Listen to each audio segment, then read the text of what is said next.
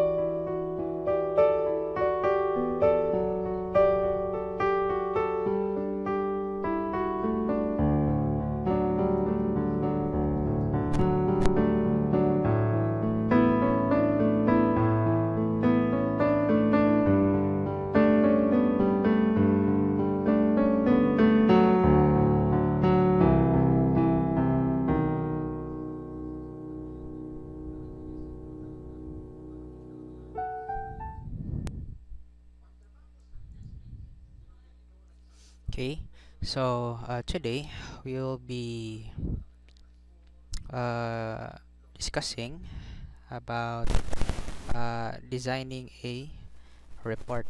So most of our uh, discussion today is about designing a report. So we will just be having a discussion and answering of module.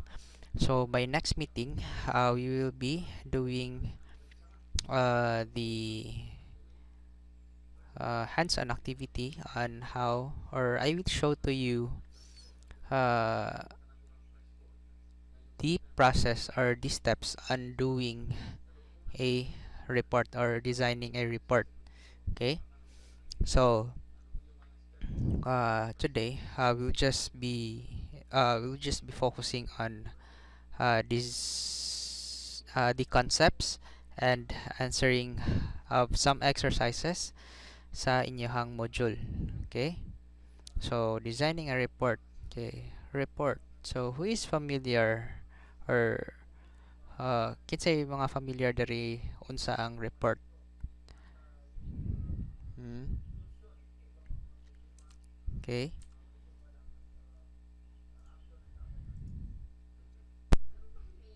so before we will proceed kung unsa ang uh, or what is a report. So in this lesson, uh, by the end of it, you will be able to create your own report design using the graphical features of Microsoft Word. Kaya syempre, we focus more on Microsoft Word. Diba? So we are still using Microsoft Word. So exploring how to create organization report. So not just organization report, but for example, if you are like today students, you are still students, uh, you are still able to create or provide your own report. So basically, uh, it has the same concept uh, of how you create a business card. So dili ra kay siya ingon nga lagyo ra kayo ang iyang concept on how to make a report and a business card. So still the same, create it professionally, uh, create it more like organized. So uh, consistency, so consistent ka sa imuhang mga content. Okay, so we have here developing creative skills and data presentation. So part of it is if you have like a report, you will also present a data or mga data or mga information within that report. Okay, so this is an example of how a report looks like. So example ni siya, we will determine the parts of it one by one. So ako lang siyang ipakita kung unsa ang itsura sa report. Okay, so we will discuss it one by one. So it only consists like three ka parts. So dili ra kay siya ingon nga you need to remember daghan nga things unlike sa business card. So first one would be the title page. Okay, sa example ganina, this one is the title page. So one of the most important part of publishing port is the title page. So nganong mao man siya ang pinaka-importante nga part, teacher? Okay, so the cover of your publication must be attractive. So same in every designing, uh, one of the like main goal for your design is to attract to, diba? So that is why you use designs or you apply designs to your documents or sa imuhang mga projects, diba? So this is because the title page contains summarizing information about the publication. So it gives the readers the hint on what is the content all about. So for example, inani sa title SEC Acts, so the reader would think, oh, this is about uh, SCC or St. Columban College. So this report is about this school, St. Columban College. Okay, so the reader will be able to know what is the content without reading the actual content. Okay, so pinaka-importante ni siya in which you need to design it attractive and eye-catchy sa mata nila. So same as the business card, diba? You have to design it as professional as possible in order to get the first impression nga you will get a good impression sa imuhang report. So as follow, as what I have said earlier, you need to maintain the consistency, the spacing, the positioning, the usage of font. So uh, same procedures, but different design or different document file type, diba? So lahi siya nga klase nga document. So atong gibuhat una is business card, then now a report, diba? So report usually contains uh, the information or data about your topic. So pwede nimo siya like for example dire sa example sa report card, in which this is a student report card. So here nagbutang siya og after the title page, nagbutang siya og instruction, then an image to support the instruction on how you will view the content.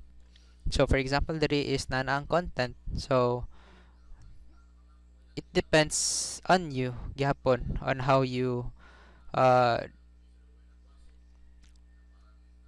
how you express the words sa ang ipangibutang ninyo nga words there is instruction. So not that necessary nga taas kayo ang inyong instruction, or simply pwede nyo na siya i-adjust, like create a short instruction, then go with the heading and the content.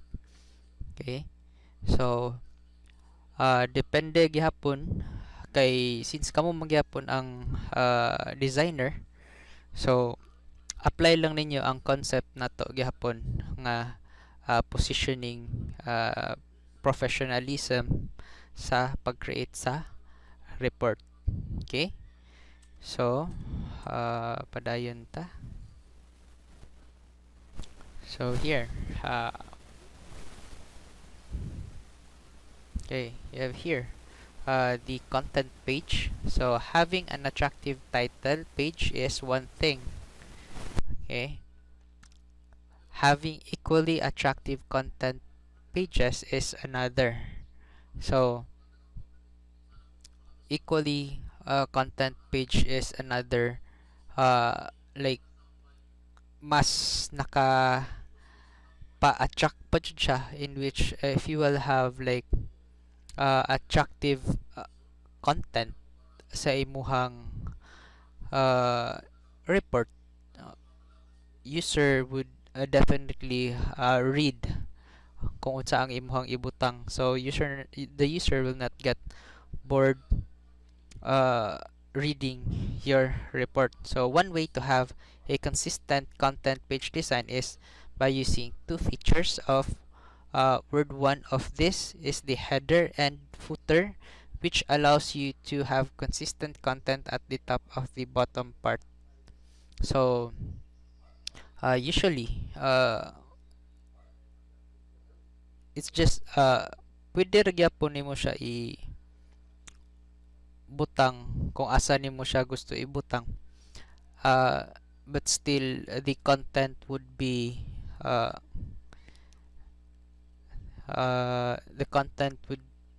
like consistent ka sa imuhang content, and not that like nagbali-bali ang imuhang content. So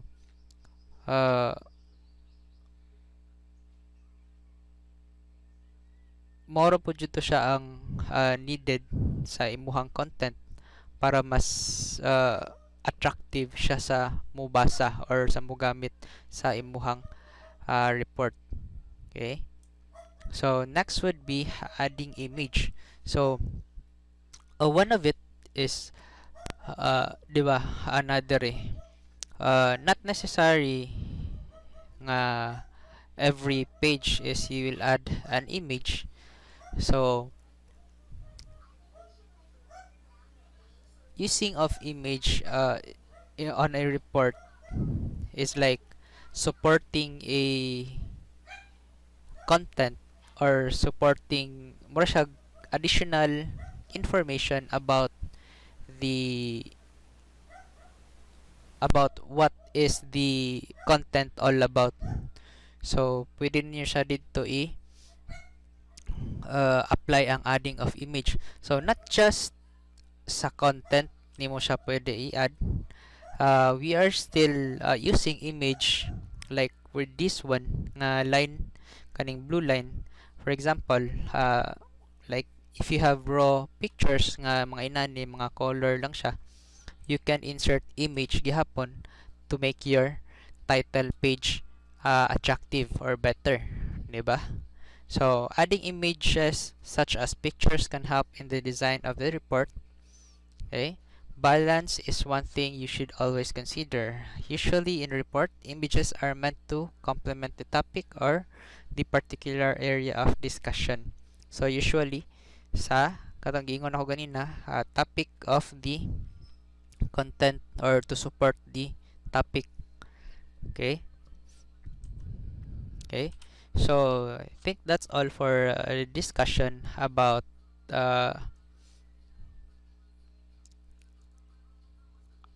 about how or what are the concept of or what is the content of a report or a report card kung unsa ang mga nasa report card. So simple as that. Uh, that is like the basic information lang ang kinahanglan nato for creating a report card. Okay? So wait. Here uh, example of a report card. So akong gipakita ganina. So it is created by using uh, Microsoft Word.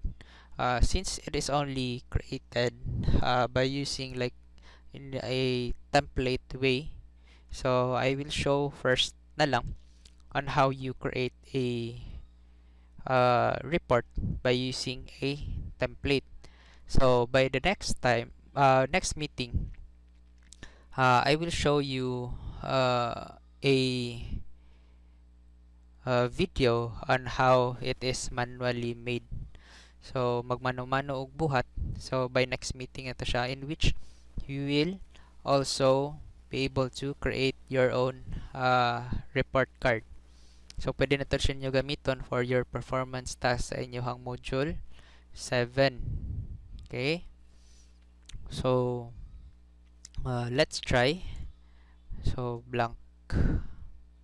Wait. Don't save.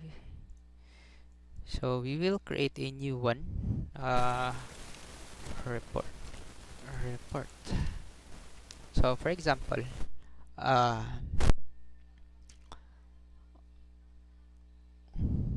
okay. So this is how you create or choose an example for template of creating a report. So if ever or if ever you will already make your performance task for module 7, you just have to choose one of the templates here.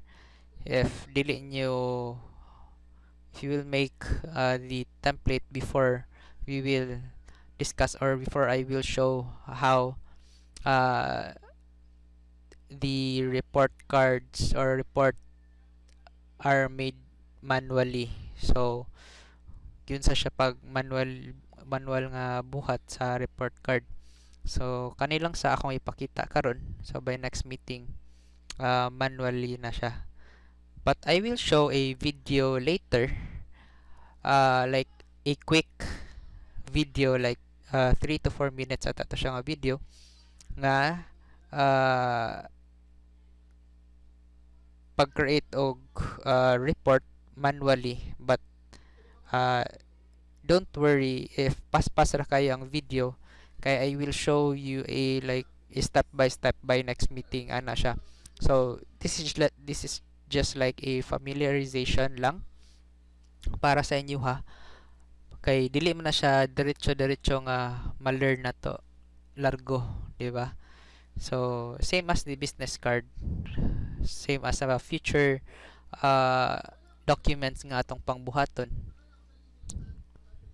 ato na siyang i-learn hinay-hinay. So sa pagkakaron, we are still focusing sa Word. So by the next for future purpose for future modules, we might be using another uh, office application na pod, like for example PowerPoint. So for now we will be doing Word sa karon, diba?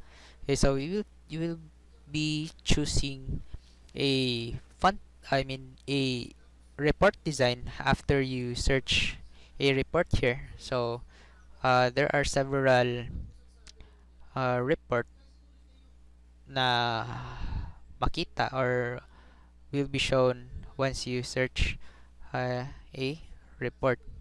Okay, so let's choose.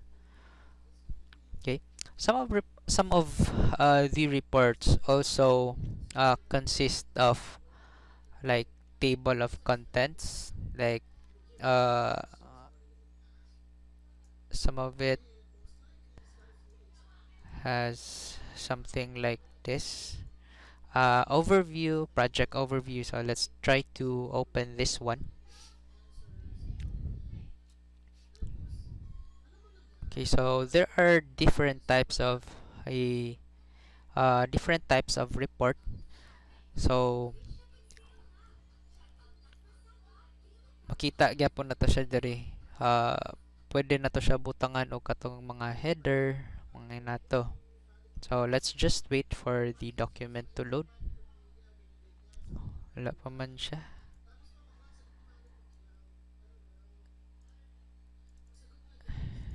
Okay. So this report, nakabantay mo, didn't have image. So dili siya ingon nga uh, required to put image as always sa inyong report, but still you can apply it optionally, depende sa inyo ha, if you will add or you will add a supporting uh, information mga inana. So here na siya report about inani. It's a simple report lang pod. So na siya overview, table. So report is basically summarization of how you or what is the pinaka content or pinaka content pinaka uh, information jud sa imuhang topic. So pwede ra po siya inani ang inyuhang report. Okay, so mili tag katong kwan na ay picture. So let's try again.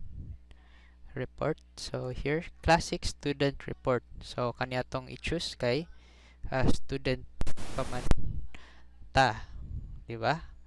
Okay. Okay, so report title. So nag-add siya og image sa iyang report title. So pwede kang bubutang dira ka report.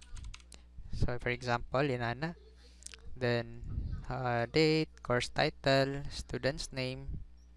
So you have here the information or instruction, heading or footer. It depends on you on unsa imong gamiton ana. Instructions here, content, then the content. So depende gihapon og unsa inyong mga content nga inyong ibutang. Okay?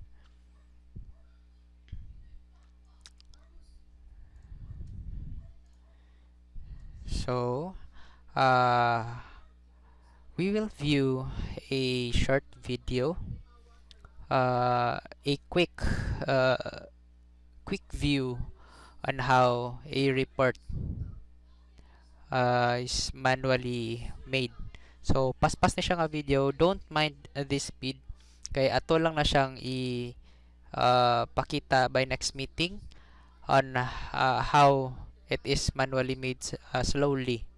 Okay, so let's just view the video.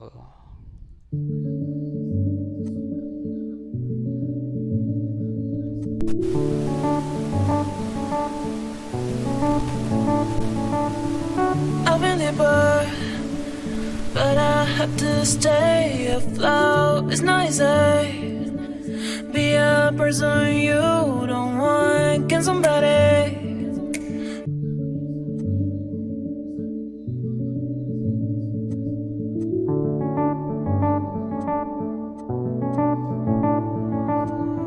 I've been hit but I have to stay afloat. It's not easy.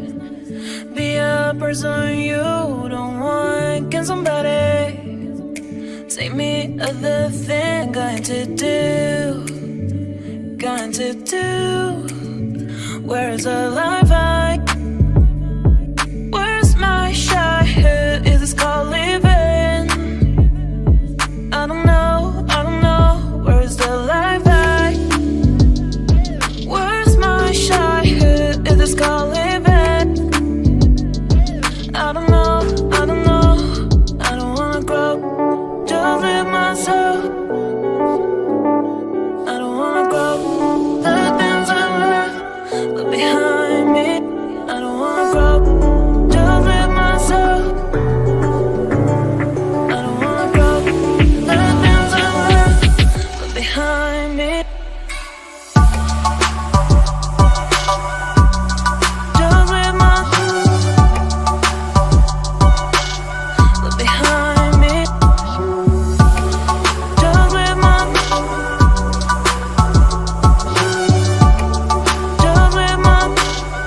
behind me.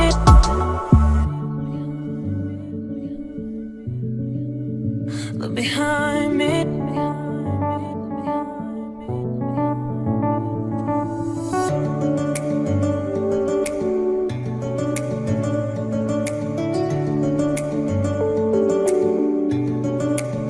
Look behind.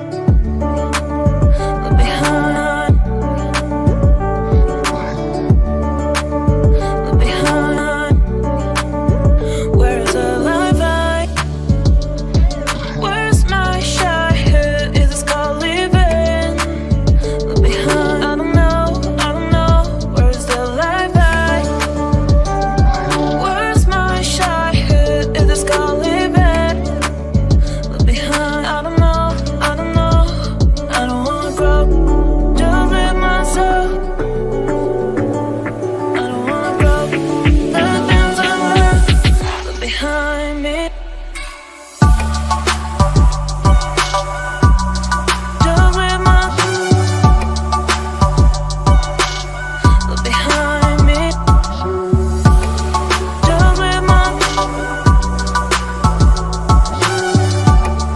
Just live behind me. Just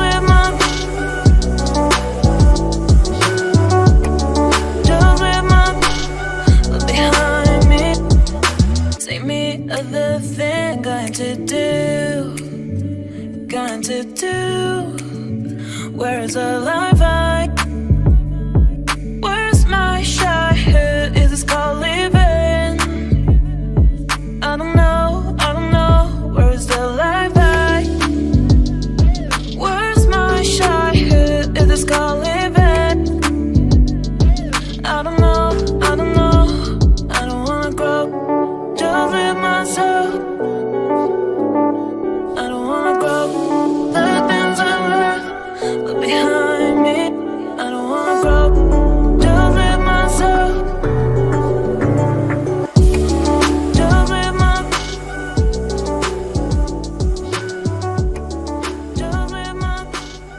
behind me.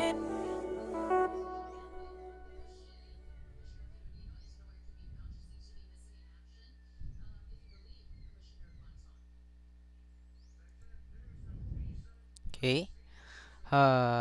By the way, you can still view that video by visiting this site.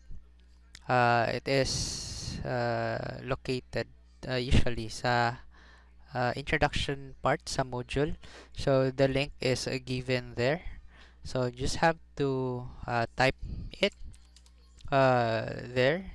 So nara dira ang video nga ato ang give you kaganiha. So that is like a quick view on how a report is manually made, diba? Okay, so as we are done with the discussion, we will be answering some exercises sa inyuhang module. Okay, so we will start here. Interaction. Draw a simple layout on how you design a professional report. So okay, you'll just have to draw something like, okay,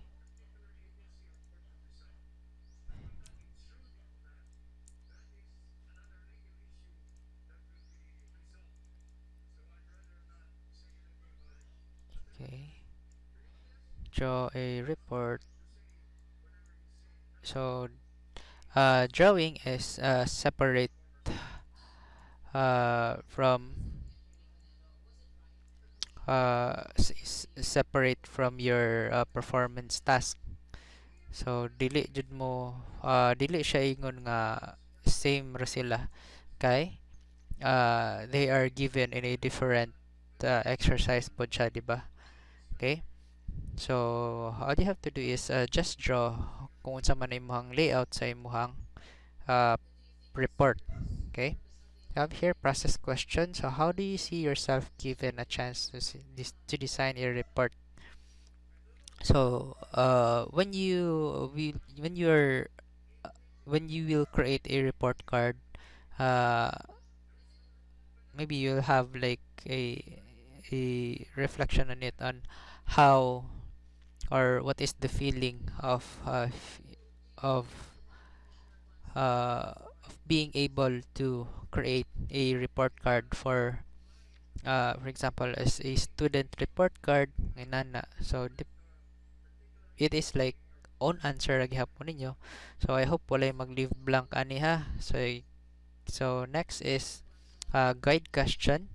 Will you design a creative informative report in order to achieve excellence in designing? So same as other designs. So it is like achieving your goal in designing. So it helps you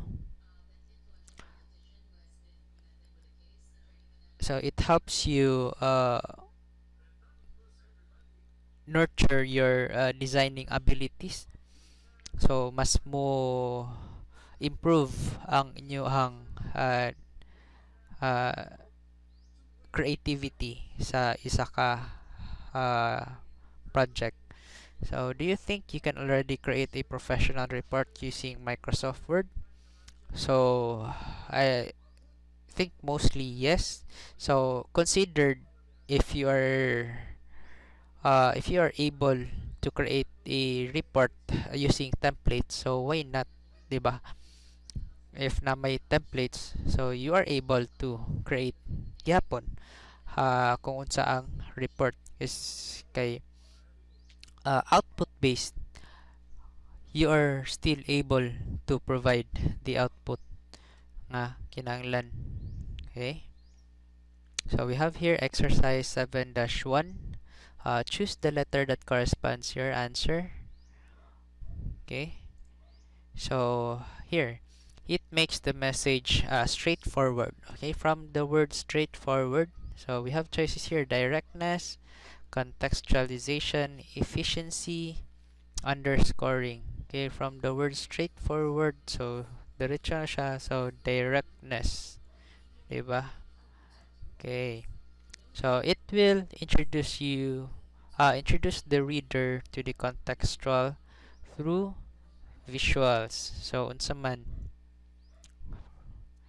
so murag kuha na kayo ang answer, no? Klaro na kayo ang answer. So contextual through visuals, so contextualization. So it will strive for the efficiency in communicating an idea. So usually ang atong mga question, no, naaragyapon ang mga answer is naaragyapon sa question. So with the word efficiency, so efficiency. So it follows a structure whose legal sequence boosts understanding. So man. So with regards with the structure, unsa man siya? So organization, diba? So it uses only relevant content. Unsa man? So relevance, organization, maximizing directness. Okay, from the word relevance. Okay, so it creates a sub-element under the uh, main point and use them to enhance the emphasis of a particular idea. Okay, so organization. Okay, so it incorporates graphics, uh, data, and together with the text for the greatest impact. Okay, so unsa man yung answer ani? Hey, we have relevancy. So that's all for exercise 7-1. Okay. Oh, napaday 7-2. Okay. So, provide the principles of each sentence. Write your own space. Provide. So, we have a guide here. Effective visual guide communication on page 44 to 45 sa inyong libro. So here, teachers design a prevention to be playful, looking fun because it is meant for science seminar or preschool. So we have contextualization. Okay.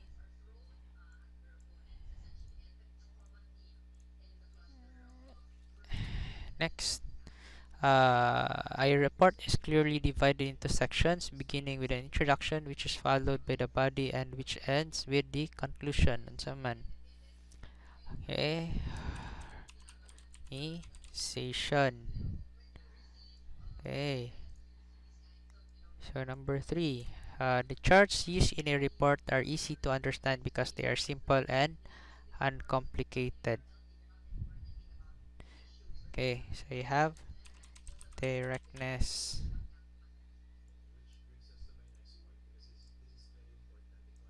So paman. A report discuss its main subject by examining its various aspects. So you have underscoring. Okay. So presenters use a mix of text graphics to live up their demo, but the information is still clearly understood and the audience. So efficiency. Okay. So I hope wala na yung zero ani nga module, di ba? Advantage for those who participate here online. Okay. So reflection. You will be having your own answer here, same as the closure. And for evaluation, announcement, for those kay akong nabantayan, usually ako ban dili mo submit og evaluation kay nakat out daw sa ilahang book or ang uban walay book. So I would like to comment for those like sa mga walay libro or sa mga nakat out but still you provided like a copy, like photocopy, nagpa-photocopy dyan ang uban isag wala sila book, wala sila page, wala sila nato nga page, nagpa-photocopy sila. So with regards with the measurement or this evaluation, kay this is considered as a quiz for those who did not submit their evaluation. Mura ni siya og quiz in every module manggod. So that is why wala kayo tay quiz kasagara, di ba? So this is the quiz na ang ato ang evaluation. So basig matingala mo ang uban ay 0 sa quiz, di ba? Kay wala ni submit og evaluation or kanang measure. So announcement, for those nga walay book or na-cut out ang ilahang measurement, we will provide a copy sa Genio. Okay? Naa siya i-post namo sa Genio. So, be available sa Genio in your Genio. So, copy of it will be available sa Genio. So, there will be no reason nga walay makasubmit og measurement. So, no measurement, no score for your quiz. Okay? So, starting with module 7, strictly follow the instruction here, evaluation. Okay, some of you has like many reason why they are not able to submit the evaluation. Okay, so we have here synthesis, create a professional report and attach it here. Okay, you can create it online and send it to me online, or attach it sa inyong module. Okay, this is the performance task for your module 7.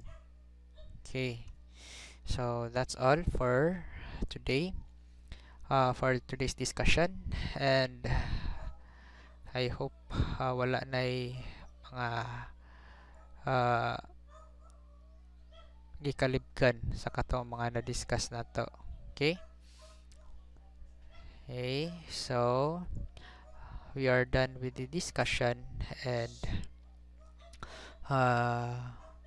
by next meeting we will be doing a hands-on for the manual creation of a report.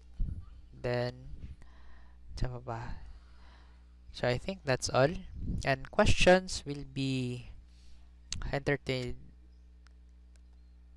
Just ask me Zoom channel, or na may contacts ako sa Facebook, pwede po kayo dito.